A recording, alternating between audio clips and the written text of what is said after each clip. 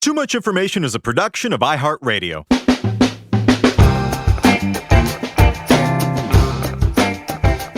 Hello, everyone, and welcome to Too Much Information, the show that brings you the secret history and little-known fascinating facts behind your favorite music, movies, TV shows, and more.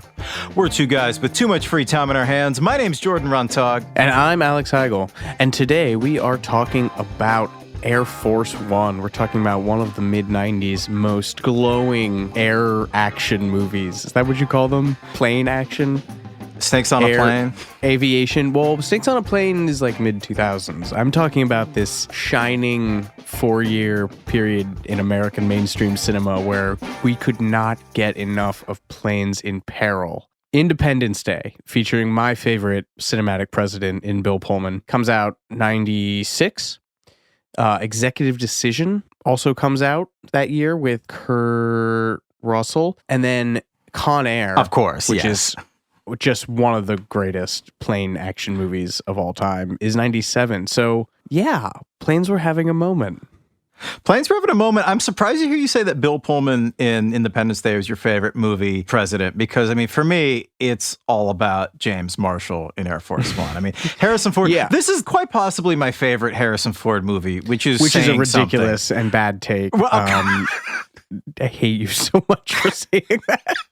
I mean, okay, I'll be the first to admit I'm not an action flick connoisseur, but right. So, okay, let's back up. First, for anyone who is not familiar with you, you are not an action movie person. Yeah, no, you can't see me right now, but I'm wearing an Argyle cardigan right now. Yeah. I haven't seen too many action movies in my day, so my scope is limited, but this has got to be one of the best of all time. It's just such an incredibly well-crafted film. I mean, come on, it's Die Hard set aboard the presidential 747. I mean, what's not to love? It's a great elevator pitch. And I mean, I think that's how we got all these movies, was Die Hard on a blank. You know, Die Hard on a bus was Speed. Die Hard on a boat was Speed 2, Cruise Control. Yeah, so you saw this at the right time? I guess. Yeah, I saw it soon after it came out. Maybe it was just one of those movies I wasn't supposed to see because I would have been like 10 or 11 when it came out. And so I just associated it with feeling. Also, it's just such a rush, though. Like, I saw it again recently, and it's still it's up there for me with Uncut Gems in terms of just being that anxiety-producing and stressful. To me. Interesting. You know, I also just don't remember this being in the zeitgeist. I remember the Get Off My Plane, but for me, this 3-year stretch was dominated by Independence Day. When did Men in Black come out? 97. This was like the stretch of like Will Smith dominance. Yeah, and then Con Air, which was on like TNT 7 hours a day for the next 10 years. So it's like, God, I love Con Air. Anyway, on this episode, we're going to learn about Air Force One's strange connection to the Wizard of Oz, Harrison Ford's strange connection to Bill Clinton, how the filming almost caused a major military incident, and whether or not President James Marshall is a Democrat or Republican or a member of the Green Party. So, folks, stay tuned because we are coming at you with everything you didn't know about the movie Air Force One.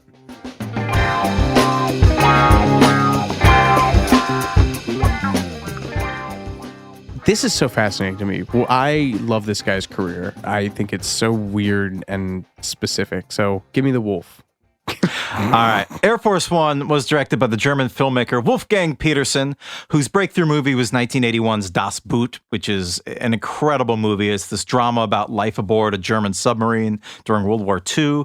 One of the most dad movies of all time. Yes. It's got World War II. It's got good, decent men in under pressure, rising to a challenge, and it's got submarines. It's maybe the most dad movie of all time. And this movie cemented Wolfgang Petersen's reputation not only as a great director, but as a stickler for historical details. And he was known throughout his career for just exhaustive research to achieve totally ridiculous, painstaking levels of accuracy, which came to bear in Air Force One, as we'll find out. The lower service area of Air Force One in the movie was designed as like sort of an homage to Das Boot by making it look like this dark and foreboding tangle of wires like the belly of a submarine. But there were a lot of fortuitous connections while Wolfgang Petersen was making Das Boot. The star of the movie, the German actor Jürgen Prochnow, who I think was also in the original Dune and was in one of the Beverly Hills Cop movies. He had a glorified cameo in Air Force One as the evil General Radek, who's the Soviet bloc dictator on whom the plot hinges. But the craziest connection between Das Boot and the future Air Force One cast is that Steven Spielberg was filming Raiders of the Lost Ark nearby when Wolfgang Petersen was making Das Boot, and he borrowed the submarine they were using for Das Boot to film the scene where Harrison Ford, as Indiana Jones, is boarding a Nazi U-boat. So the seeds for Air Force One were planted, some 15 years before, I guess? Has Harrison Ford ever been to space? Because I'm thinking he's been like the ultimate action protagonist. In movies or one of by land. Oh, Star Wars. Is he our most complete action hero by land, by sea, by air, by space? If he had a time travel movie, he would truly be unstoppable. That's very true. Let's get him that vehicle. But fun fact about Wolfgang Petersen, he also directed the millennial cinematic classic, The Neverending Story, which is one of my all-time favorite movies as a kid.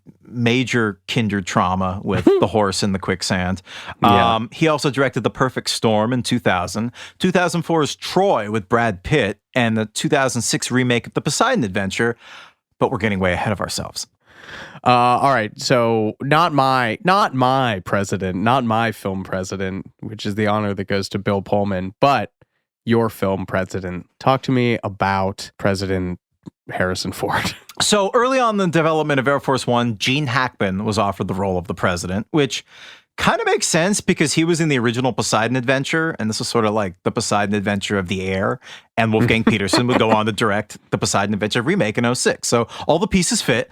But in the time-honored Gene Hackman tradition, he turned it down because he thought that the script was, I believe he referred to it as lousy, just as he turned down Wes Anderson's Royal Tenenbaum script initially.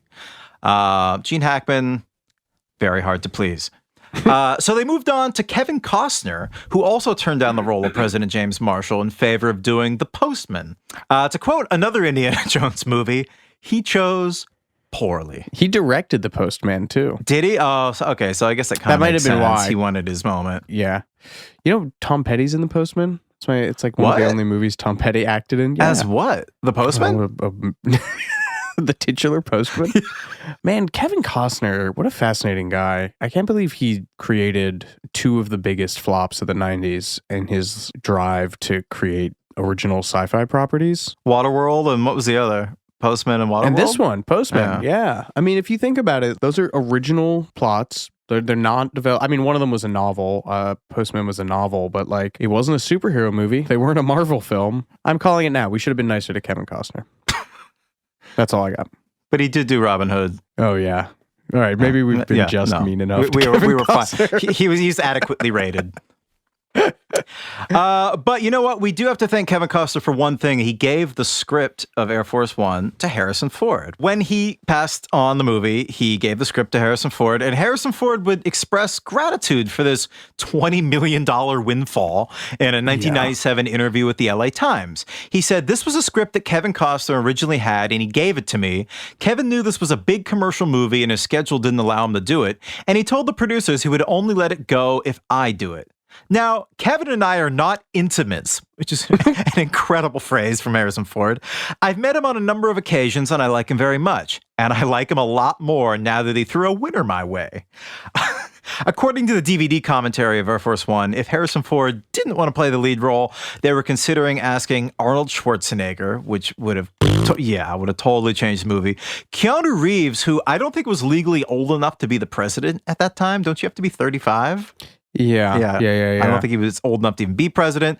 Dennis Quaid, of course. Harrison Ford, can't get Harrison Ford. Get the next best thing, his non-union equivalent. John Malkovich, which I cannot see. No, nothing about John Malkovich is heroic. No.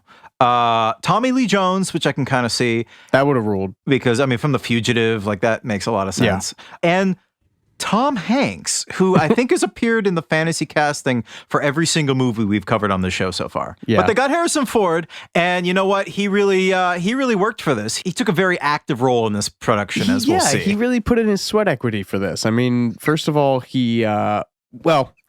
getting ahead of myself. Director Wolfgang Petersen and the design team tried to get into the real Air Force One for research purposes, as one does. And they were unsuccessful, obviously, because it's a extremely top secret, locked down presidential ferry service. They're not going to just let you in, especially a German national. Come on. But Harrison Ford was invited to Bill Clinton's birthday party in Jackson, Wyoming. What is it about Jackson, Wyoming that the extremely wealthy gravitate to? It's got to be an energy vortex or something. I don't know. Like that in Sedona. Because he has a ranch there. Harrison has a ranch there, of course. That's famously where Kanye has a bunch of ranches now. And I don't know. Something about Jackson Hole, Wyoming. Anyway, so he gets a carrier pigeon from the Clinton administration in his ranch in Jackson Hole, Wyoming. And he gets an invitation along with Glenn Close, because everyone loves Glenn Close. And so they're at the party, they're schmoozing, Bill Clinton's playing the saxophone, Arsenio Hall is there. None of this is true. Harrison sweet talks the president into allowing himself, director Wolfgang Peterson, and production designer William Sandell to have a tour of Air Force One while they were in Wyoming. Because no one can say no to Harrison Ford. Obviously, they weren't allowed to take photos, and a lot of the plane was off limits, but it did allow the production team to get in there and perfect the little details that make the film what it is. For example, the presidential conference room, or the room where all of the hostages are held, is actually much smaller in real life. The table it's only an 8-top. You couldn't get a full brunch party on there, but otherwise looks almost identical to the one in the room. So, this tour with Arsenio, Bill Clinton's playing saxophone. Fleetwood Mac is there. They've recently played the inauguration. This tour influenced the plot of the film because at the start of the movie, the terrorists are disguised as a news crew. And they get this tour of the aircraft from the president's deputy press secretary, Melanie Mitchell. And this character is actually based on their real-life tour guide, which is uncomfortable and weird, the crew said, because this wonderful woman who went out of her way to give them a tour is executed in a really gripping scene. There's a lot of murders in this movie for like what feels like ostensibly like a family actioner. Is it more violent than like, I know there's a bunch of Nazis who get like machine gunned in Indiana Jones, but those movies don't feel violent. But Jordan, I need to know, could this movie happen in real life? The short answer is extremely unlikely. Let's bring up all the ways that this terrifying scenario of Air Force One could probably never happen in real life. Despite director Wolfgang Petersen's painstaking attention to detail, they took a number of major liberties, which are essential to making the plot of this movie work. First of all, the secret agents work in what could best be described as a buddy system. Very complex buddy system, much more complex than your elementary school buddy system. So you need not just one, but at very least two, or most likely many, many more than two disgruntled agents with top-level security clearance to be in cahoots against the American government. So this is all very unlikely. Also, once you're on the plane, there are way more Secret Service agents in real life than appear in the film. No one can just leave the press area unattended, as Gary Oldman's character does with his evil cohorts. There is also no massive gun locker just conveniently located steps from said press area. Yeah, that's the one that kind of stuck out to me. Like, leave the ammo cache slightly away from where you're going to be doing all the on-camera talk. It's like, all right, wait, okay, over here. All right, is this where the pillows and blankets are? Oh no, that's the ammo cache. Okay.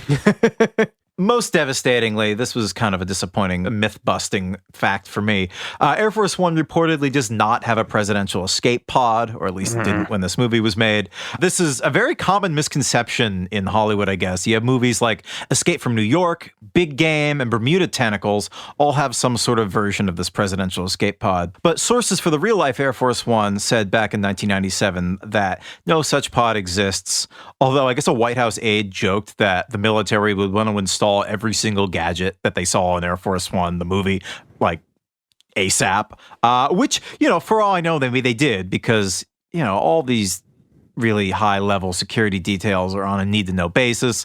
And according to the government, all sorts of things don't officially exist. So, hilariously, Wolfgang Petersen, who as Director Wolfgang Petersen, as we've said many times in this episode, really prides himself on his attention to detail. He says that he received word from a, quote, very reliable source that there actually is a pod And he was very indignant about the White House sources saying that there was no pod. Wolfgang said, it makes just too much sense. And when we were touring the plane, the cargo hold was the one area that was off limits to us. So I left there thinking, there's a pod down there. There's a pod down there. So make of that what you will. Maybe there's definitely a pod. How is there not a pod? I don't know. Maybe there's a whole, like, what's the plane equivalent of a dinghy on a boat? Oh, yeah. I mean, I guess it would make sense if they had some kind of like little glider situation for him, but there's got to be a pod.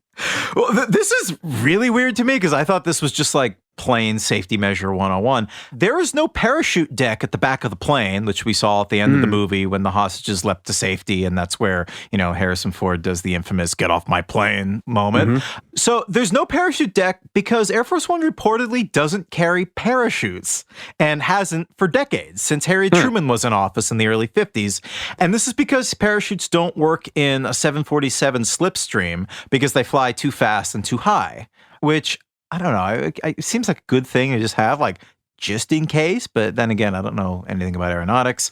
Yeah, I mean, presumably, like, you can't activate it while you're in the slipstream. But if you, like, fall below the slipstream, I don't know. I don't understand anything about planes. I get on them, and I know that they're going to up my luggage. But as to how they actually work, I have no idea. I've been drunk on every plane that I've been on since. Up an Ambien and some mini Jim Beams. Yeah, since like 15. So no, I don't know anything about planes. So this is just like a child. Everything is new to me here. Well, speaking of high altitudes, we're really going to nitpick here. There's that call that Harrison Ford makes on a primitive cell phone from the basement deck of Air Force One to Glenn Close as the vice president. This would have been impossible from 30,000 feet up, which is Air Force One's cruising altitude. But presumably he could have found one of the approximately 87 phones that are on board Air Force One and made a call that way, but not from a cell phone. The anti-missile technology on the real Air Force One plane, even back in 1997, was much more sophisticated than what was shown in the movie. In the film, they show the plane jettisoning what's known as chaff to deter oncoming missiles looking for its target, which is it's basically like metallic dust that confuses the missile and causes it to detonate early. The real plane has these really complex flares and infrared devices to deter missile attacks. So yes, the film Air Force One bends reality in a number of ways. In the wake of the movie's release, Air Force First Lieutenant Neil Nipper was quoted as saying, I guess we could ask the hypothetical what-ifs until the end comes, but we could not have more security than we do for Air Force One. There is no next level. So rest easy, America. The first plane is secure. Yeah, thank God. Incidentally, speaking of faith in our government, it was more expensive to make this movie than it was to run the actual Air Force One. Despite all of the amenities of Air Force One and its state-of-the-art technology, that is nothing compared to what Hollywood runs. The kind folks at Entertainment Weekly, my former employer, crunched the numbers on this film for their feature back in 1997 that they did on it. And this is just grim to me. Official White House sources said at the time that running Air Force One cost $40,250 per hour, which is insane. Almost as much as the mean American salary at that point. So yeah, $40,000 an hour to fly the big big plane around, large plane. But I'm just going to start calling Air Force One large plane for the rest of this podcast. So EW put the budget for the movie between $78 million and $85 million. And I actually double checked this in Box Office Mojo, IMDb, Wikipedia. They actually all have it at the higher end. They all have the budget at $85 million. So wow. Breaking that down over the film's 90-day, 12 hours a day shoot, the movie Air Force One cost an estimated $72,222 per hour. So, yes, as EW observed in the moment, Hollywood managed to outspend the Pentagon. And this thing costs $40,000 an hour. There's two of them. There's two large planes. Did you know that? I didn't know that until researching this. I didn't. Well, the thing that I did know about it that they do in the very last shot of the film that we'll get into, or not last shot, but that they get into is they're like, such and such plane is now Air Force One. So Air Force One lives in all of our hearts. It's whatever you want it to be. Yeah, it's a mutable concept. I am Air Force One. You are Air Force One. There's two Air Force. There's two of these fucking planes. It's insane. And maintenance done at them at Andrews Air Force Base daily, whether or not they're even going to use it. And every 154 days, the whole thing is taken apart. So, yeah, I mean, this situation better never happen in real life because they pay more attention to this thing than they do the stock market. Like, the Air Force One is infallible. None of the banks were. Anyway, another bit of accounting in here. Harrison Ford paid 100 times Bill Clinton's actual salary to be in the movie. He got $20 million for Air Force One, which is like the magic number that seems to float around like when you really hit the A-list. Like we talked about Julia Roberts getting 20 mil a pick. What is it recently that, Don't Look Up. I think Leo made 20 mil something. He and Jennifer Lawrence were like in tandem, 25 million for that. In 1997, presidents were paid $200,000 a year. Thank God, since W, it's been bumped up to $400,000 a year. On being asked about this pay discrepancy between himself and his real-world counterpart, Harrison Ford laughed. My salary, he said, is against the back end of the movie. Maybe if the president could work out a similar arrangement, he'd do just as well. Isn't being the president just sort of a points off the back end deal of America? Isn't that how that works?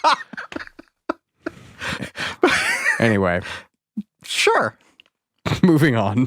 You know who probably didn't get points for this movie is Glenn Close, which is a shame because that woman's a national treasure. I'd like to see her contract for this. See if we can pull that up. I'm going to start doing the thing where I just call to an unnamed producer that we have here to Google that for us. Yeah, Jamie, pull that up for me. Can we get Glenn Close's contract for 1997's Large Plane, the movie? Anyway, as we mentioned earlier, Glenn Close was also at this presidential birthday party in Wyoming with Harrison Ford, Arsenio Hall, Bill Clinton, 4 of the 5 members of Fleetwood Mac, and Socks, the presidential cat. She was a last-minute casting decision. And because Harrison Ford is the best, he lobbied for her very hard to play the role of Vice President Catherine Bennett. And her hair in this movie is a wig from her own collection because she had a cropped haircut that was deemed too short for this role for some reason, probably sexism. And she made a small but crucial change to this original script. In an interview, she later said, they had written a scene where the vice president was breaking down and crying. And I said, I will not do that because I thought we'd be doing women a disfavor if we had that cliche moment where she breaks down. That's my president. Glenn Close is my president. And watching this movie as a kid, I thought one of the most unrealistic and insane moments was the sort of petty bickering between the vice president, Glenn Close, and the Secretary of State, played by Dean Stockwell, over the presidential line of succession. And, they're yelling at each other, check your ranks, I'm in charge. Yeah. Without getting too into the complexities of constitutional law, this was actually based on an extremely petty real-life incident that took place just after the assassination attempt on Ronald Reagan in 1981. With Ronald Reagan in surgery and Vice President George Bush en route back to Washington, Secretary of State Alexander Haig gave a very famous press conference where he literally said, I am in control here. Which, pro tip for any aspiring leaders out there, if you ever feel the need to say that you are in control in a given situation, you are not in control of. It's like Kevin Bacon in Animal House, like all is well. Like, yeah, it's not a good look. It's the Captain Phillips pirate line. I am the captain now. Yeah, exactly. Yeah, it's not a good look. And this was not a good look for Alexander Haig. It just came across as a weird power grab. But there's a connection between Ronald Reagan and President James Marshall, a.k.a. Harrison Ford in Air Force One. There was a novelization of Air Force One that was published just before the film came out in June 1997, and author Max Allan Collins took the central plot of this movie and embellished it a great deal. He developed the characters, and he goes into their background. James Marshall is a first-term president up for re-election that same year. He's a former 2-term governor for the state of Iowa, where he's a native son, and he graduated from the University of Iowa in the early 70s, and he is a Republican. That is the link between Reagan and James Marshall. They're both members of the GOP. He's described in the novel as a, quote, moderate Republican version of Bill Clinton, minus the womanizing reputation, and without a hint of personal or professional scandal. And he also possesses a smile that's described as, quote, the most valuable weapon in his public relations arsenal. So that guy, Max Allen Collins, wrote for the comic strip Dick Tracy for a number of years. And he wrote the graphic novel that Road to Perdition was based on, which, for those of you keeping track at home, puts our number of Air Force One Tom Hanks connections at 2. That's the Taco Bell sound. All right. Back on track. All right. Speaking of long-lost secret backstories, one of the biggest mysteries of this movie, and something that really bothered me upon rewatching it recently, was the reason why Secret Service agent Gibbs conspired with the terrorists and sold out the president, and by extension, the rest of his country. Apparently, the original script was going to answer this question. It featured a scene that explained Gibbs's treasonous motivation, but it was cut from the film because it was felt like it was too long and slowed the pacing. But according to director Wolfgang Peterson, Secret Service agent Gibbs was a former CIA agent who'd suffered financially after the end of the Cold War for reasons unknown, and thus became angry with the American government and wanted revenge. And he knew these terrorists from his CIA days, so they included him in on their operations. In an earlier version of the script, Gibbs was actually outed as the mole at the very beginning of the movie when the terrorists take over the plane, but they decided to wait until the end of the movie for Gibbs to reveal himself as the traitor in the presidential mist because it's so much more suspenseful and also creates so many painful moments, like there's a moment when the unsuspecting president hands him a gun and tells him to stand guard, not knowing that he's just armed the traitor in his midst. A lot of great moments like that. So that is the story about why the Secret Service agent turned on the president. I love that actor, Xander Berkeley. From the mid-90s, he's just like Weasley dickhead in everything. That's when the central casting needed a guy who was like, had a weak chin and projected grossness, and they would just pick him. I forgot about something when we were researching this that I just remembered, which is, do you remember this scandal with the Secret Service agents that the Post uncovered? The Carol Leonnig and Peter Herman at the Washington Post did this big expose on how terrible the Secret Service actually is. When was this? Was this at the time of Air Force One coming out? Or no, this is in 2015. Oh, wow, no. High-ranking agents in the Secret Service allegedly drove drunk through a crime scene at the White House on March 4th, 2015. Among the other things that came out through this investigation that the Washington Post did was Secret Service agents and a White House volunteer allegedly hiring prostitutes in Colombia, a White House fence jumper who made it fairly far into the building, sniper shots that the service didn't know hit the White House until days later, and an incident where a man carrying a gun was let into an elevator with President Obama. So maybe this all could have happened. But now it's time, as the long arc of history bends towards justice and all podcasts bend toward Gary Oldman. Yes. Agent Gibbs, as we just mentioned, played by Xander Berkeley. Is creepy. But Gary Oldman in this movie as political zealot Ivan Korshunov is just absolutely terrifying in his intensity. He brings an almost religious fervor to this role, and his performance earned him the nickname Scary Gary during production. But thankfully, unlike most insanely intense actors, he did not remain in character in between scenes. In fact, he was so nice, funny, and genial off-screen that director Wolfgang Peterson has said that the experience was more like, and this is a quote, Air Force fun. Gary Oldman exemplifies the Liv Moss mentality. Continue, as you were. Harrison Ford later cited Gary Oldman's character as his favorite on-screen enemy, which is pretty impressive. I mean, Darth Vader is on that list, and a bunch of Nazis in Indiana Jones. So that's high praise. And it's also pretty impressive that he chose Gary Oldman because the scene when they actually meet face to face for the first time in the movie, Gary Oldman actually smacks him for real. You see the scene where Gary Oldman pushes Harrison Ford's face against the wall of the airplane with all the buttons and stuff. There's like the big climactic moment when the two finally meet face to face near the end of the movie. And they were having trouble making everything look authentic. So the choreographed moves that they'd rehearsed just went out the window because they didn't look convincing on camera. So finally, Harrison Ford just told Gary Oldman to hit him for real. And that's the take that's used in the final film. Gary, I want you to hit me. Yeah, Harrison Ford, not a great pilot, great screen combatant. I think it was in I love the 70s or something, but Remember Hal Sparks? Oh, yeah. He makes the great observation that Harrison Ford's punches as Indiana Jones sound like they're breaking the speed barrier. You know, it's like just these, it's just incredible. And there's that famous thing in Raiders of the Lost Ark with the guy with the big sword. He's like whipping the sword around, and Indy just pulls out a gun and shoots him because he had been shitting his pants all day and was like, I don't have a fight scene in me, so we're going to do that. But I assume that was written just as a joke because he No. Oh, yeah. So you don't know this? So, No. Okay, so there's that whole bit in Raiders of the Lost Ark during the scene when Marion is kidnapped in the market. In, where are they? Marrakesh, I something like think, that? yeah.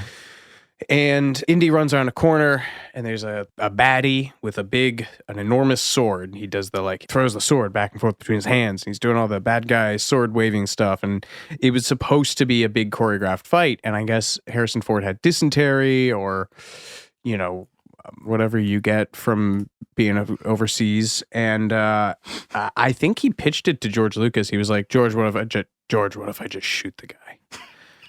I've been shitting my brains out, George. I don't have this one in me.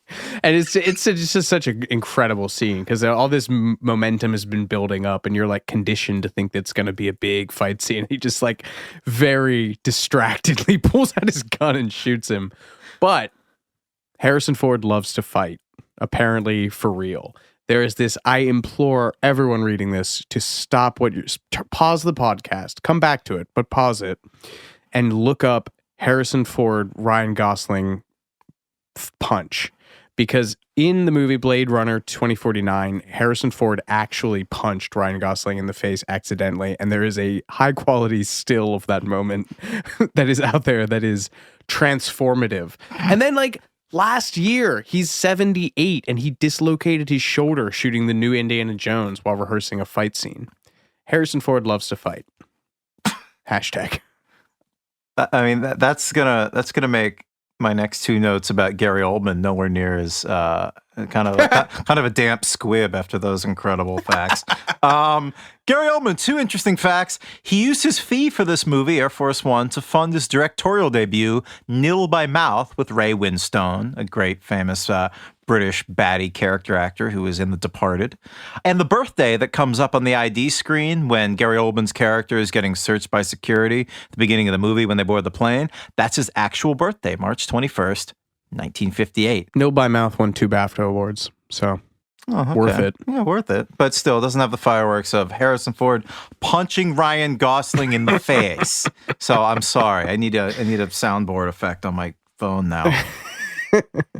You know what I bet it sounded like when Harrison Ford punched Ryan Gosling in the face?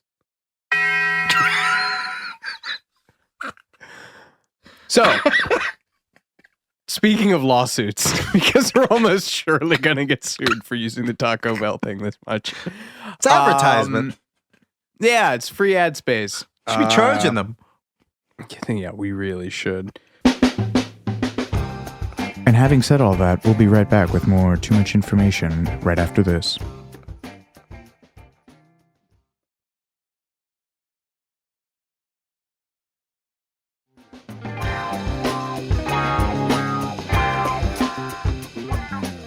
So, the role of the president's daughter, Alice, was originally offered to actress Jenna Malone, who I understand you hold something of a torch for. Torch isn't the right word. She just is in some of my all-time favorite movies. She's in Donnie Darko. She's in Contact as the young version of Jodie Foster's character. The Ballad of Jack and Rose and Pride and Prejudice. She's also in Stepmom and The Hunger Games. She was encouraged to try out for Air Force One, and since Harrison Ford was already attached, this was basically like, a one-way ticket to superstardom. But she turned the part down because she didn't find the role interesting, which, I mean, is totally fair because the role's mostly crying, but crazy integrity for a 13-year-old. So, yeah, Jenna Malone walked away from the part, but the person that they did get to play the role was equally amazing. The part was played by the actress Liesl Matthews, which is going to be like a bar trivia name unto eternity because she's really only known so much for A Little Princess. That's from 1995, and a lot of people think on that movie very fondly. You have a crush on Liesl Matthews, or 9-year-old. Yeah. Yeah, okay. Anyway, she was a great actress. Director Wolfgang Peterson said he loved working with her because she could cry on cue, which is, good skill for an actress to have. Matthews doesn't have much else on her resume besides a little princess in Air Force One. There's a movie she did in the year 2000 called Blast, which I know nothing about, but she doesn't need to act or do anything because she's a member of one of the wealthiest families in the country. Her full name is Liesl Pritzker Simmons, and the Pritzker family has been at the top of the Forbes richest families list since 1982. They founded the Hyatt chain. They owned Braniff Airlines and Royal Caribbean Cruise Line. They have controlling interest in magazines like McCall's. They controlled TransUnion. Technically, somewhere, Liesl Matthews has your credit score at her fingertips. But much like every famous family, they all hated each other and they all wanted each other's money. I don't know. Maybe I'm projecting. Liesl was a freshman at Columbia, and she filed a $6 billion lawsuit against her dad and 11 of her older cousins, claiming that they misappropriated money from trusts established for her and her brother. In early 2005, the parties settled the lawsuit, and the family fortune was split 11 ways. So that result placed all 11 Pritzkers into the Forbes 400, the most members from any single family, which is so nice for them. Under the settlement, Liesl and her brother each received roughly $280 million in cash and were given control over other trusts valued at about $170 million each. So she doesn't need Hollywood. What is she up to? Does she have like a rich kids of Instagram? No, I think she's like a philanthropist now. I think she's like... Oh, yeah, she is. Yeah. Okay. She's doing good for the world. Yeah, she found something even more lucrative than acting with Harrison Ford, and she's done some good for the world. So I say well done. All right, fine. I withdraw a portion of my bile. Anyway, now that we're done with the casting. Yes. And the behind the scenes of director Wolfgang Petersen's attention to detail. In 1996, the filming of Air Force One was at a crossroads. Yes, they began filming in September of 1996, and to start, they chose the most difficult scene that included 250 members of the armed forces. I guess maybe they wanted to just get that out of the way first. I can understand that. So it's really insane. It's when Air Force One makes a chaotic emergency landing at Ramstein Air Force Base in Germany, careens around the runway, narrowly missing transport vehicles and other aircraft and people as the presidential pilots are trying to wrestle the terrorists for control of the plane, and then it takes off again. And this wasn't done with CGI. This was actually done with a real 747 and an assortment of aircrafts on loan from the military, which is just the amount of cooperation between the production and all four branches of the U.S. military and National Guard was just insane. They allowed... This has to be a record, right? Like, you don't get this anymore after 9/11, where the government was just like, hey, have a bunch of our planes. No, they're making a movie? That sounds fun. Mazel. Yeah, we're not using these, but put some gas in the tank when you're done and give them back. Yeah. So the Army allowed the production to film at the Rickenbacker Air National Guard Base in Ohio, which stood in for Ramstein. And they kicked in a tremendous amount of resources. In honor of my stepbrother serving in the Air Force right now, I'd like to do a quick rundown for him and any other Air Force gearheads out there. The military contributed 6 F-15 fighters, an MC-I-30E Talon, a C-5A transport, a C-141 Starlifter, 2 UH-69 Black Hawk helicopters, and a pair of C-130 cargo planes. I don't know what any of that meant, but hopefully some people do and enjoyed that. These weren't all in Ohio. You mentioned 2 of them were from Florida. The third was from California. There were others from New Jersey. Yeah, these were shipped in. And along with approximately 250 military personnel were on hand to maintain and operate all this equipment, and also 20 military ground vehicles. And basically, in exchange for their support, the Air Force was given script approval to basically ensure that the military was being shown in a positive light for the film. Pretty nuts. I guess, I don't know, maybe they saw it as like a chance to have almost like a giant recruitment poster in a big budget Hollywood movie. I don't know. Yeah. I mean, this would have been right around, when did Black Hawk Down happen? Maybe they needed a bit of, yeah, it was Mogadishu 93.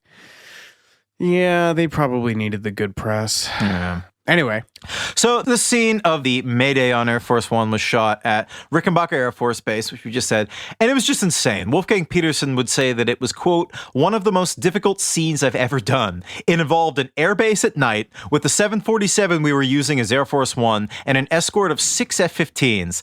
The 747 was trying to land while there were 20 or 30 helicopters, troops. wait, you didn't even mention the F-15s earlier. No, I did.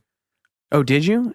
6 of them? Those are what, like billion-dollar planes each? Jesus Christ. That's This what my is insane. stepbrother works on. Yeah, those ain't cheap. The 747 was trying to land while there were 20 or 30 helicopters, troops, and many types of military vehicles on the tarmac, and everything is moving. It's difficult enough to shoot with just the 747. Very true. And the scene's supposed to be taking place at night, but they needed a small amount of light so that the plane would be visible on camera.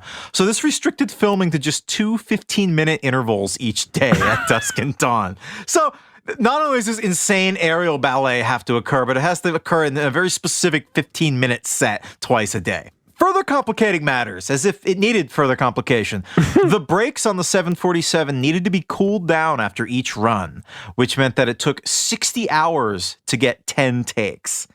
And all sorts of calculations were made to get the acceleration and the braking distances with weight and air density to establish a maximum speed.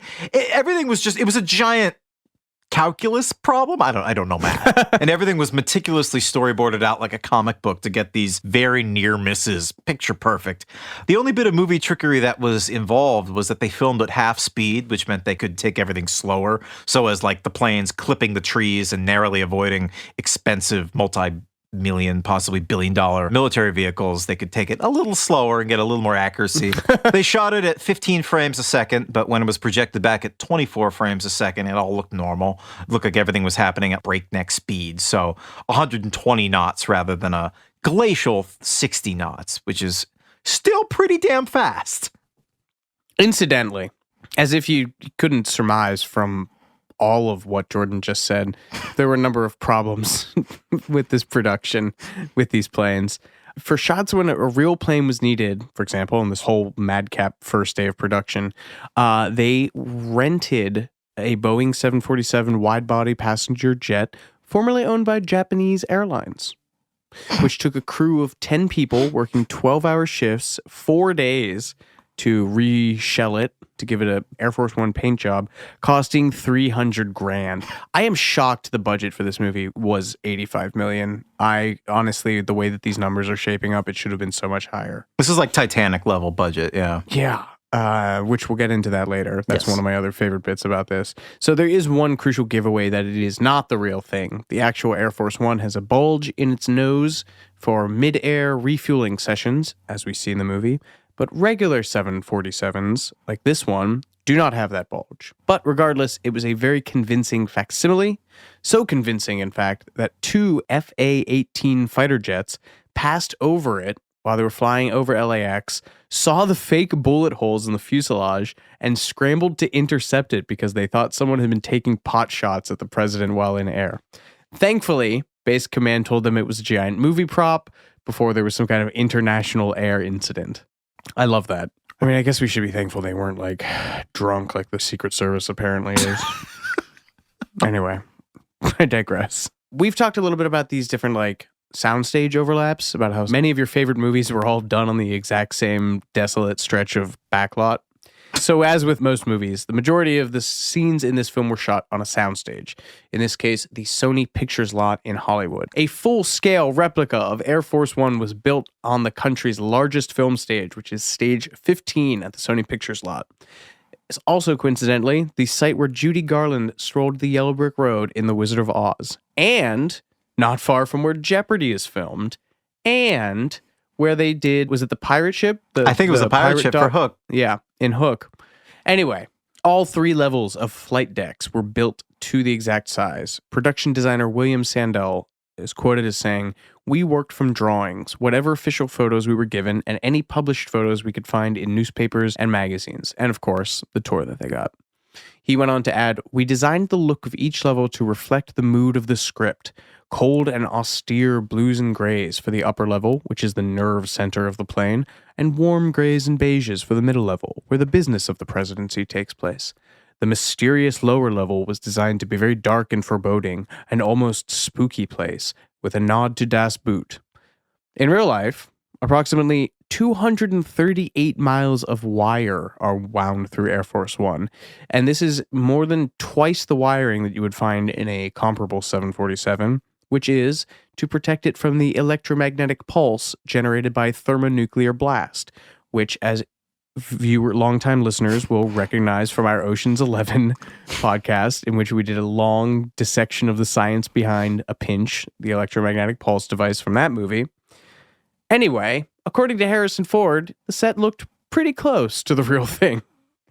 I'm just High praise from Harrison Ford. Obviously, imagine him doing the hand back and forth gesture, like, I'm pretty close. I don't have a good Harrison Ford impression. No, you were doing a great Harrison Ford impression earlier. You doctored the results. What's the speech from? It belongs in a museum. He's only ever yelling in my mind. Wait till we do the Eraserhead one, and I give you the full force of my David Lynch impression. So the thing looks pretty close to the real thing, and I mean, this is fun. They built it on top of a bunch of hydraulic gimbals so that each individual section of this set could be rocked back and forth to simulate turbulence and air flight. And, you know, all of this was happening right where Dorothy's house crushed the Wicked Witch. So, movie magic. Hashtag movie magic. The more you know.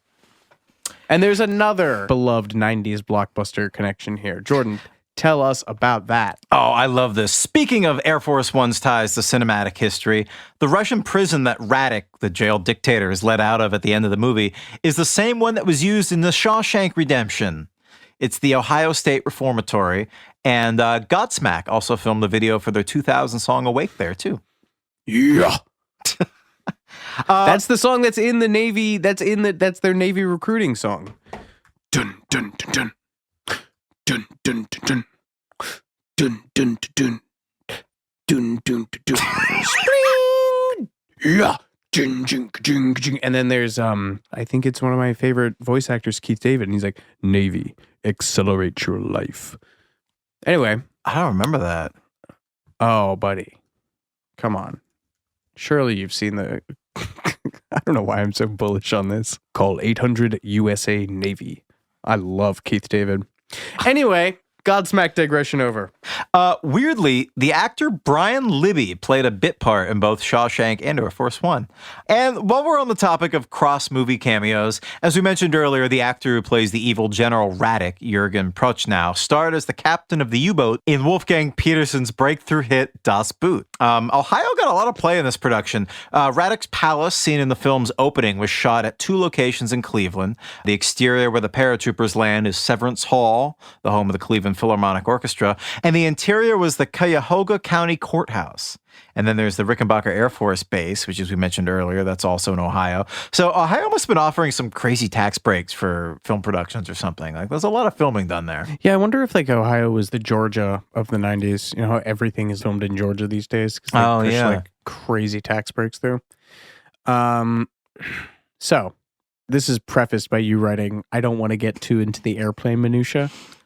But we will. Yes, I just want to shout out the final scene of this movie, which is insane. So to recap for those who haven't seen it in a while, or to spoil it for those who have never seen it at all, Air Force One can't land, and it's running out of fuel, and it's going to crash into the Caspian Sea.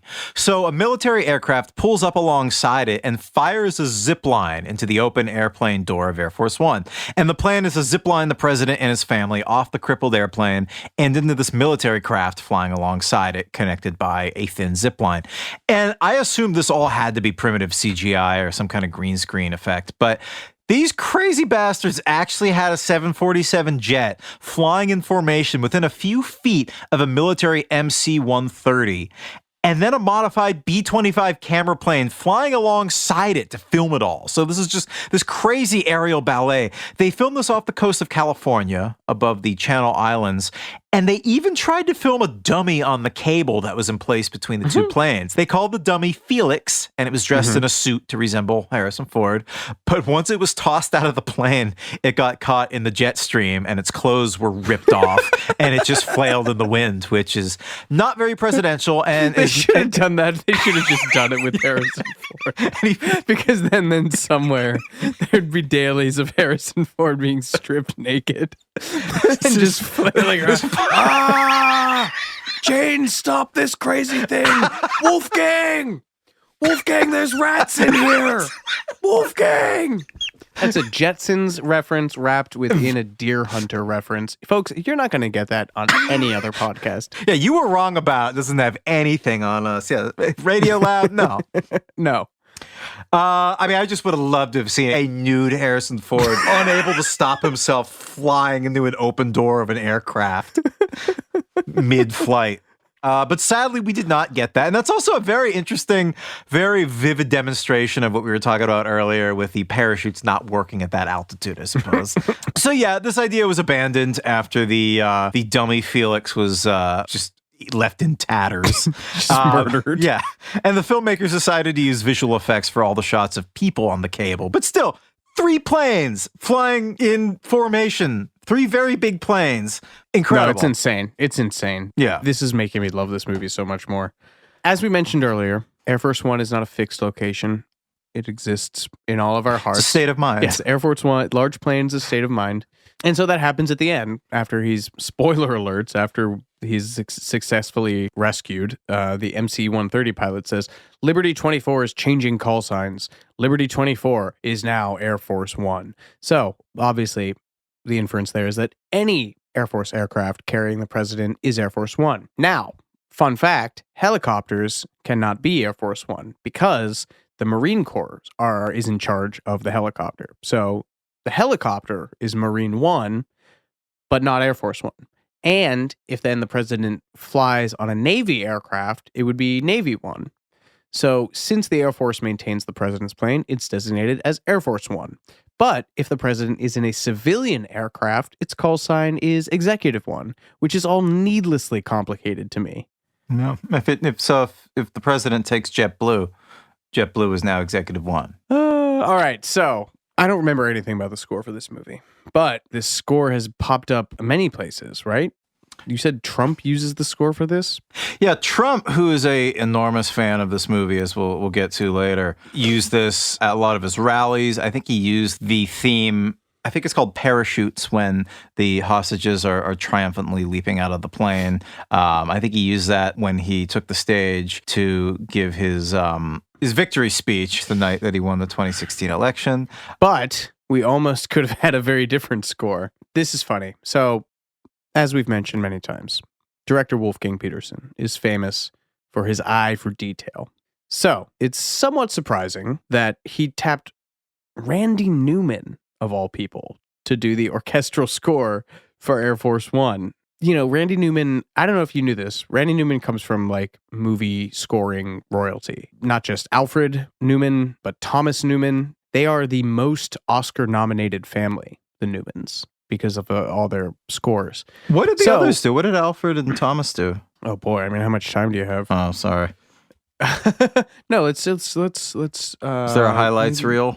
So Alfred did, or was an earlier era. He did Wuthering Heights, Hunchback of Notre Dame, Mark of Zorro, How Green Was My Valley, All About Eve, Love Is a Many Splendored Thing, The Diary of Anne Frank, How the West Was Won, Greatest Story Ever Told. His final score was for Airport in 1970.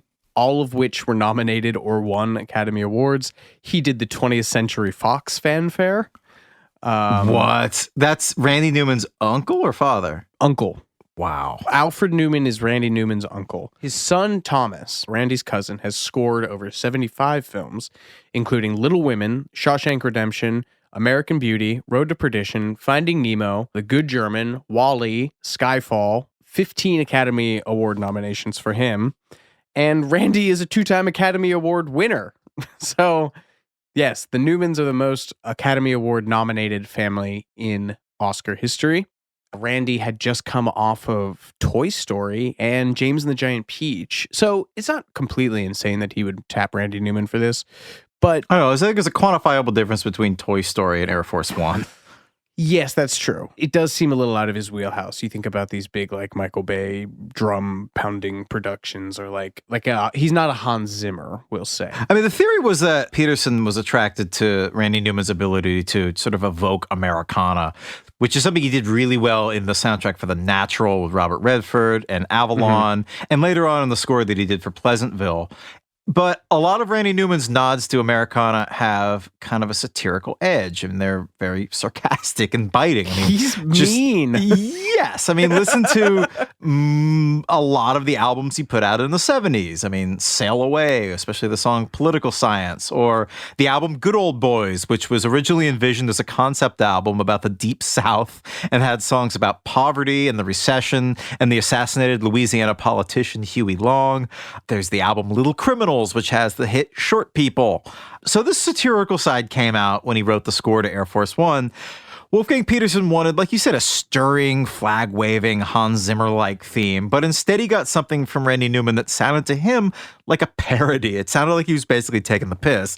And there was just sort of a silliness to parts of it, which totally undercut the movie. I mean, that's what you need in these kinds of action movies. They're inherently ridiculous, and the whole illusion falls apart when they're not presented with a completely straight face. So even the cue titles are pretty funny, and the bootleg versions of Randy Newman's score that's making the rounds on YouTube, and I think it's even come out on CD. There are song titles like American Bad Guy, Prez Gets Idea, Got Milk, and Mo Cutes. And what does that mean? I don't know. I actually don't know how real these titles are, but that's been like, how on bootlegs they kind of like have makeup, like, sort of weird working titles, or, that's kind of at the whim of the bootlegger. So maybe that's not real, but still, I'd like to believe it is. Oh, wait, I want to look at some of these now. Have you heard any of them? They're really interesting. Some of them are good. On YouTube, some people have paired Randy Newman's there's a guy who did this on Vimeo where he put the score up to the scenes. Okay, interesting. I don't think it's better or worse than the gentleman who actually wrote the score, who is legendary composer Jerry Goldsmith. Yeah, Jerry Goldsmith's great. It's Star Trek, Rambo, Logan's Run, Planet of the Apes, Patton, Chinatown, Alien, Poltergeist. I love the Poltergeist score. It has the creepy kids singing. Gremlins, Hoosiers. I can't believe he did this. He got this assignment 12 days to write and record a score. That is because they rejected Randy Newman's, and all of a sudden Peterson was like, I need a soundtrack ASAP. Yeah, 12 days. Good Lord. And apparently it was such an undertaking that he said he would never take on a project with that kind of turnaround again.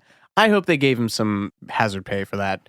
It's funny we brought up Hans Zimmer because, getting back to Randy Newman, Hans Zimmer was once quoted as saying that he felt he had never written an action cue as good as any of Randy Newman's in Air Force One.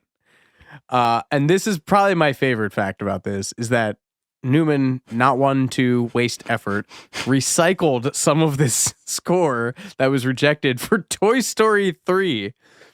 Which is a film that literally everyone I ever knew talked about bawling like a child at the end of that film when Andy drops his toys off. So there is a connection between Large Plane movie and a movie that made 99% of America cry. And that connection is Randy Newman being too lazy to write a new score.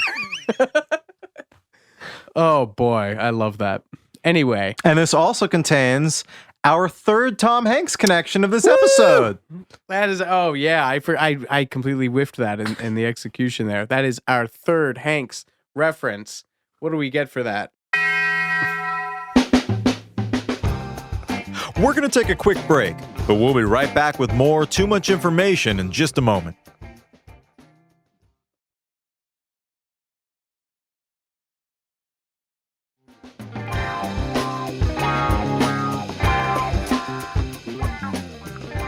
You know what we haven't talked about is President Carr. The presidential car, yes, that's right. President Carr, yeah, large car. Talk about large car, Jordan. So now we're getting into the sort of the odds and ends of production factoids for this movie. And one of them involves the presidential limousine. At the beginning of the movie, the president rides in his motorcade back to the plane through Moscow. The United States is the only country in the world that transports its presidential motorcade vehicle to whatever country the president goes. It's, most notably these days is the presidential Cadillac limo nicknamed the Beast. It's always sent ahead by a military cargo plane, so it's in place on the tarmac when the president arrives, which seems like kind of a waste. But sure. I mean, it tracks, right? Yeah, I guess it's probably a bigger security concern to actually have to track down a vehicle and then scope it out and everything for every country. Take it apart. Yeah. Another factoid. On the DVD commentary, director Wolfgang Peterson has said that he probably wouldn't have made Air Force One after the 9/11 attacks. Terrorists hijacking a jetliner obviously cut a little too close to the bone then, and probably now, to be honest. Peterson said that if Air Force One came out after 9/11, he sure it would have been a total flop. Another odds and ends fact. In Air Force One, the first terrorist killed by Harrison Ford's character is played by a man named Ilya Volok. A few years later, he acted in a small role in the 6th season of the TV show Friends, playing a dry cleaner who claims to have never seen Air Force One. I have no idea how this came up in the plot line, but cute. I like that. Okay, well, that segues into our next bit, which is that Harrison Ford's nuclear-grade charm apparently did not make it as far as the MPAA. A little background for anyone who doesn't know, the Motion Picture Association of America has a draconian hold on its ratings process. It is a famously fickle and opaque process. The people who decide these things are not public-facing employees. The criteria is not made public. I'm a horror movie nerd, so there's all kinds of famous incidences of movies that were either chopped to shit by the MPAA because they were going to give them an X, which is like a kiss of death. For a long time, R was a big kiss of death too. Like you didn't want to have an R movie opening during the summer, like because kids couldn't go see it. Blah blah blah. What is X now? Is it you have to be over 17? I think it's NC-17 now. I don't think they use X anymore. But yeah, and people have all kinds of workarounds for this. Like I think the famous thing that horror movies do is they will shoot either decoy scenes that are like way more graphic that they never intend on being in the movie, so they can kind of put those in, and the MPA is like, oh my God, well, you have to take that scene out. And they're like, of course, I never meant for it to be in all along. Or they'll deliberately like overshoot. If they have like a murder or something, they'll deliberately overshoot that because what the board gets into all these ridiculous things. Like in a sex scene, they'll be like, well, you had 13 thrusts and we'd really like to see that down to like 9. They'll overshoot like a murder scene to take out like 6 knife stabs, and but it's asinine too, because they've done stuff where they like the MPA will request all these cuts and they'll send a new cut to them back that has like a third of the cuts, and then there's been instances where the MPA is like, yep, that's fine. So anyway, numerous people are shot in the film, so they give the film an R rating, and like I said earlier, this was still considered something of a kiss of death as far as these big budget mainstream blockbusters go. So Harrison Ford makes a personal appeal. He flies in with Arsenio Hall. Bill Clinton's there playing the tenor saxophone. 6 out of the 7 members of Fleetwood Mac are there. They're playing Don't Stop Thinking About Tomorrow. It's the closest to unity the Western world has ever been. It does not work. But, funnily enough, this worked before, because Harrison Ford did make the same appeal to the MPAA for the movie Clear and Present Danger. But you only get one. You get the MPAA only gives you the one. So they say no, large plane is rated hard R. Doesn't matter, because Harrison Ford is the Teflon Don, Teflon Harrison. Cut that, my God. Biggest opening for an R-rated movie ever, $37.1 million its first weekend after being released July 25th, 1997, beating out the previous record set by Jordan. What movie? Interview with the Vampire. That's dumb. You would have thought it would have been something cool like Die Hard. Speaking of releases, Jordan, segue. Yes. The release of Air Force One delayed the release of Titanic But that's okay because Rupert Murdoch thought it was better. Despite the R rating, Air Force One was predicted to be a huge summer blockbuster in 1997, and several huge movies had their release dates pushed back so that they didn't compete at the box office. One of these was Starship Troopers, which, like Air Force One, was a collaborative partnership between Disney's Touchstone Pictures and the Sony-owned Columbia Pictures, and that was pushed back until November so that, they weren't competing with themselves. But Air Force One also delayed the release of James Cameron's Titanic.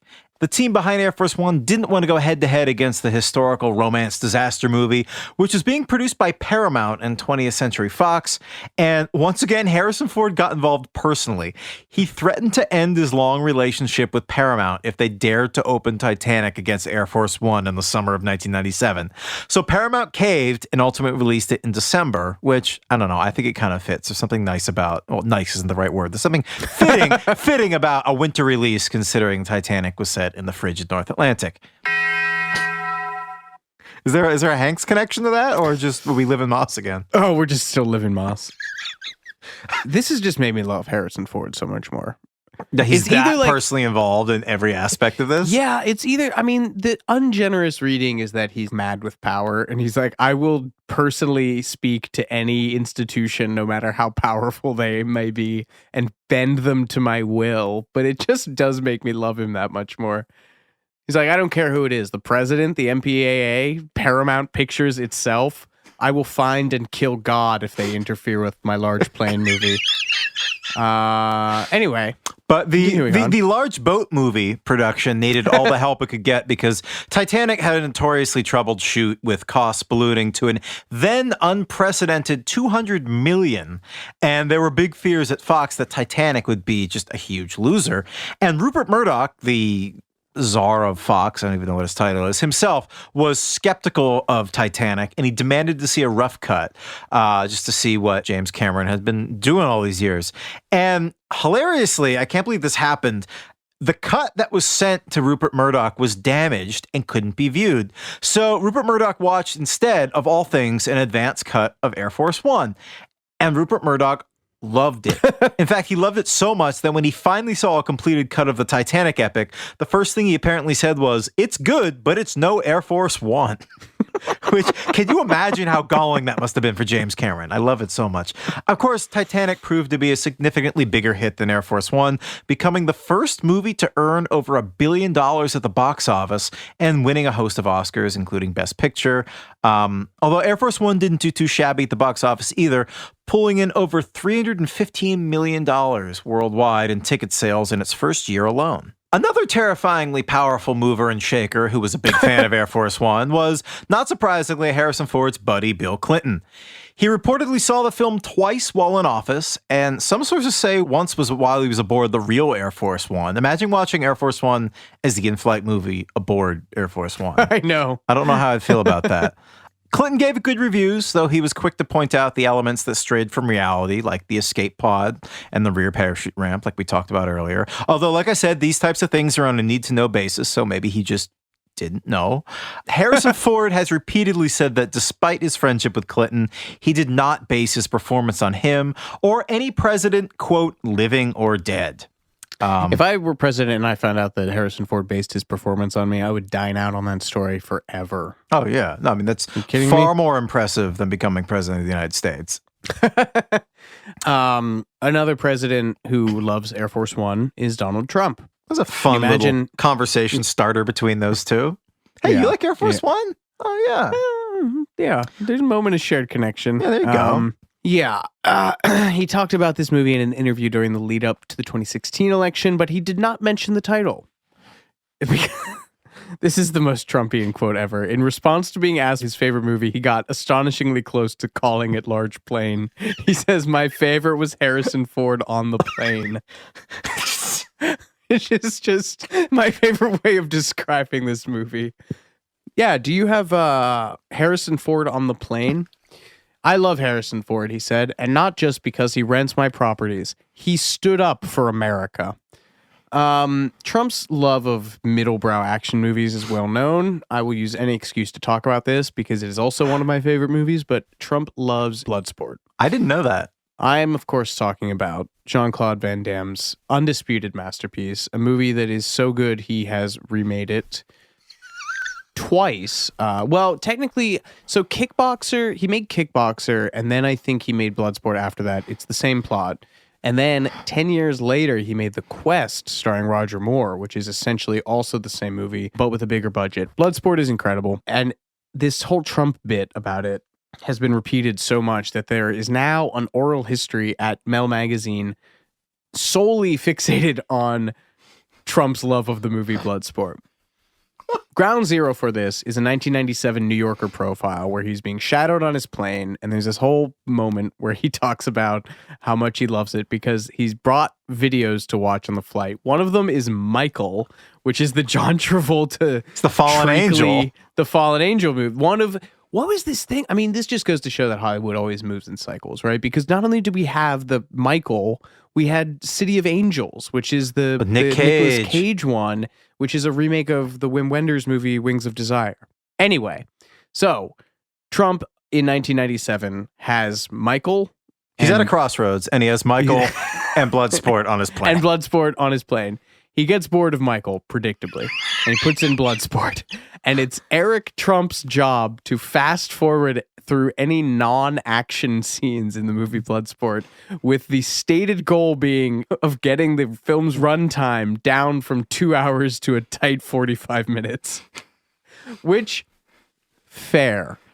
There's not much else going on in Bloodsport, but God, I love that. So Trump's taste in movies, we've got Bloodsport, we've got Michael, and we've got Air Force One. Trump has been very vocal about his love of the movie Air Force One, and specifically Harrison Ford's role when as Harrison president. Ford was on the plane. Yes, when Harrison Ford was on the plane. Harrison Ford did not return the compliment. He was asked about Trump's love of Air Force One during the 2016 presidential campaign, and Harrison Ford's response was to stare down the camera lens and address Trump directly, saying, "Donald, can you read this in your Harrison Ford voice?" Yeah. It was just a movie. Things like this don't happen in real life. Thank you. He went on to say that he didn't think Trump's presidential bid would be successful. So that's 1 out of 2, Harrison. Trump was such a fan of this film, as we mentioned earlier, that he played a part of the triumphant orchestral score from the soundtrack during many of his campaign stops, often with his own Trump jet in the background. The film's producers were not happy about this and asked him to stop using it, but he continued to keep playing it even on the night he was elected, just prior to taking the stage to make his victory speech. Harrison Ford's character of James Marshall has proven to be a much less controversial presidential figure than Donald J. Trump. In polls about the best fictitious presidents held in magazines and newspapers and websites over the last 25 years, James Marshall has come out on top pretty much every time.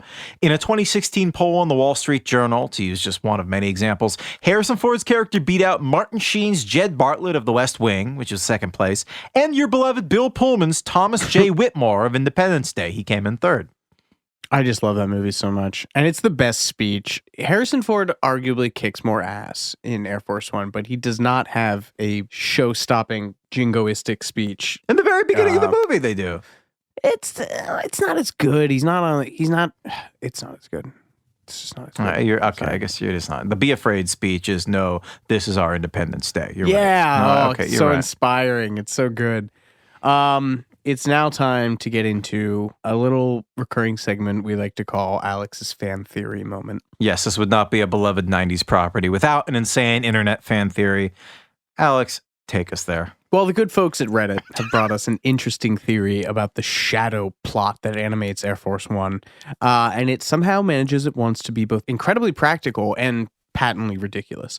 Reddit user Aristotle, Aero, I have to point out here, is spelled A-E-R-O, like aerospace. It's very good. Or Aeropostale. Yeah. Whatever.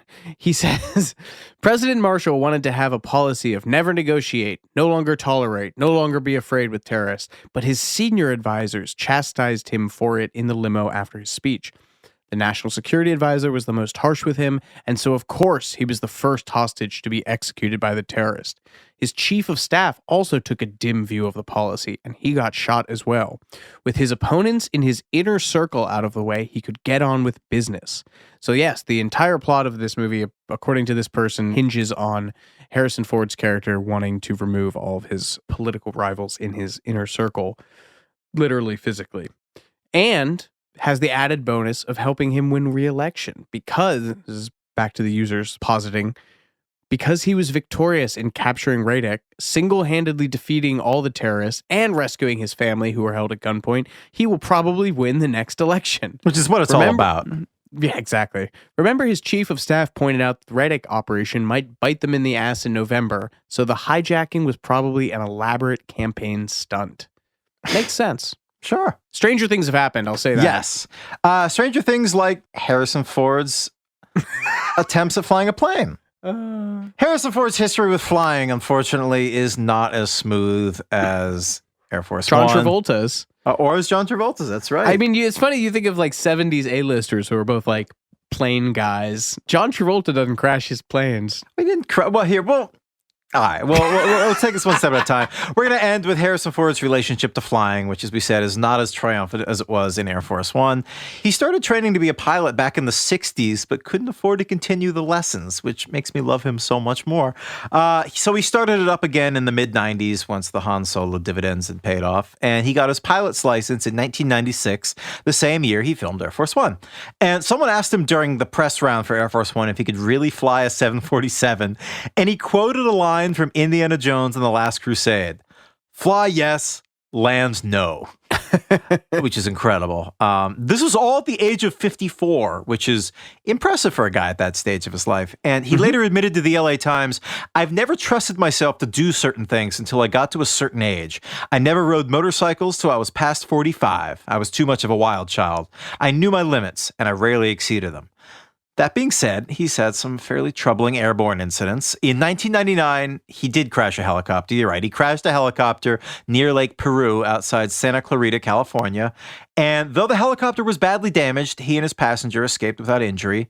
But he would not be so lucky in 2015 when he made an emergency landing on the Penmar Golf Course in the Venice neighborhood of Los Angeles and broke his ankle and pelvis. But, of course, probably his most notorious air-related incident occurred on February 13th, 2017, when he accidentally landed on a taxiway at the John Wayne Airport in Orange County. And it's basically the flight equivalent of getting on an off-ramp on a highway. I mean, runways are where you land, and taxiways are where you take off. He landed on the taxiway, where an American airline jet with 110 people was about to take off. And this moment gave us some truly fantastic audio where Harrison Ford radioed the control tower with a shame-steeped voice saying, "I'm the schmuck that landed on the taxiway." Wait, can you please read that for me? You doctored the results. I'm trying to get in the Harrison Ford character. "I didn't kill my wife. I'm the schmuck that landed on the taxiway." That's like Moe from The Simpsons. I know, it always hinges into like It's Hollywood movie mogul. Oh, yeah. I mean, it's adorable because he's like, "I'm the schmuck that landed on the taxiway." It's really endearing. And I mean, the air traffic control guy was supremely chill. And he said, "Oh, hey, yeah, can I get your name and pilot's license?" And you can just hear, this is all out there on the internet. You can hear Harrison Ford sigh reluctantly before saying, "My name's Harrison Ford." And the air traffic control guy says, "Oh, okay, it's not a big deal." And Harrison Ford, to his credit, said, "Well, it's a big deal for me." Which, I mean, there's something to be said for becoming famous later in life and actually having a normal career until you're like over 30, because I feel like most Hollywood people would have immediately tried to blame other people. So good on him. But also, it was a danger. He was 74 at the time. And not to be ageist, but, you know, people are worried about their grandparents driving a car. And 74 isn't old, but planes are a little more complicated than cars. So, you know, just saying. So from "get off my plane" to "I'm the schmuck that landed on the taxiway," Harrison Ford has given us so many aeronautical catchphrases over the years, and for that, we should be very grateful. But I would like to end with this fact. He's performed a number of real-life feats of aeronautical heroism, too. He kept a Bell 407 helicopter near his property in Wyoming and assisted with not one, but 2 mountain rescues in the Teton County Search and Rescue Division. On one of these rescues, he recovered a hiker who'd become lost and disoriented, and she boarded the helicopter and promptly vomited, totally unaware of who was piloting this plane until later. And when informed of who was piloting this plane, she said, "I can't believe I barfed in Harrison Ford's helicopter," as any of us would. No ticket. And thus, Harrison Ford is a hero in real life as well. And man, for all your soundboards in this, I wish we had a soundboard button for like a triumphant flag waving theme with, the two of us in bloody, torn clothes hunched over a microphone on our laptops. This is our Independence Day. We declare our independence from large plane. This has been way too much information about Harrison Ford's large plane movie, Air Force One. Thank you so much for listening. We'll catch you next time. Get off my plane.